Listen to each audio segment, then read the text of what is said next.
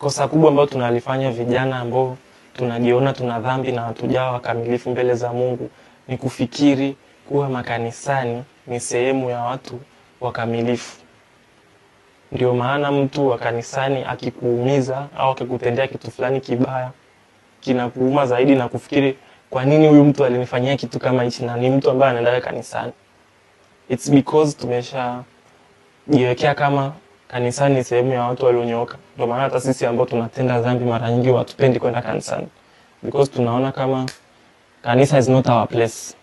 Lakini stay with me.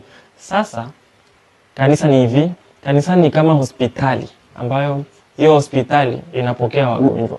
Wagonjwa wenyewe ndio watu ambao wanaenda kanisani. Wanaenda kanisani ili kutafuta ukaribu na Mungu na kutafuta jinsi gani ya kuwa mkamilifu mbele za Mungu. Kwa hiyo obviously waenda kanisani wote ni wagonjwa, hawajakamilika na ni watu wenye dhambi.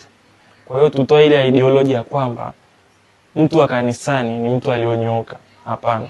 Na wenyewe wanafanya, kuna baadhi wanafanya kabisa kutuaminisha kwamba wamenyooka, achana nao.